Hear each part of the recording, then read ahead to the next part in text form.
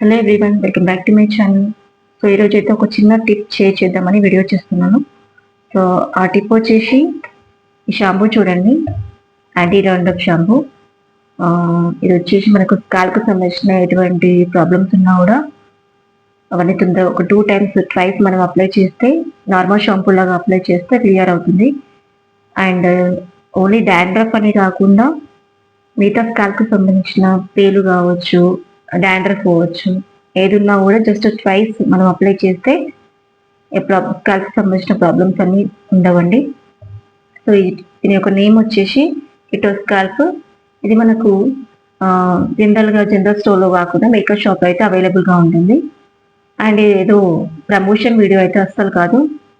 ఇది ఏంటంటే just tip share చేద్దామని, healthy hair growth tip share చేద్దామని వీడియో చేశాను. Just for tip only. Promotion video అయితే అస్సలు కాదు. జెన్యూన్ రివ్యూ చేద్దామని వీడియో చేస్తున్నాను. సో చాలా మందికి డాండ్రఫ్తో సఫర్ అవుతూ ఉంటారు కదా, హెయిర్ ఫాల్కి డాండ్రఫ్తో సఫర్ అవుతూ ఉంటారు కదా. సో అది క్లియర్ కావడం కోసం మిగతా వేరే ఏ షాంపూ కూడా కరెక్ట్గా వర్క్ చేయదు, అంతగా నాకు అనిపించలేదు. సో ఇదైతే జస్ట్ ఒక 2 సార్లు అయితే అప్లై చేస్తున్నాను.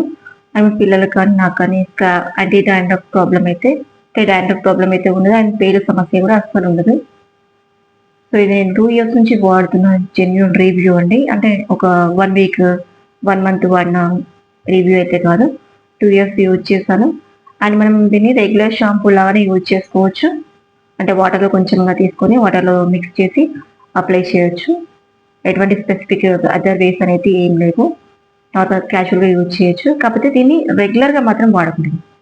ఎలా అంటే మనకి ఎక్కువగా డాండ్రఫ్ ప్రాబ్లం ఉన్నప్పుడు, పేలు సమస్య ఉన్నప్పుడు జస్ట్ ఒకసారి అయితే వీక్లీ ఒకసారి మనం యూజ్ చేస్తామనుకోండి, సో మళ్ళీ అటువంటి సమస్య అనేది ఉండదు కాబట్టి మళ్ళీ దీన్ని యూజ్ చేయదు.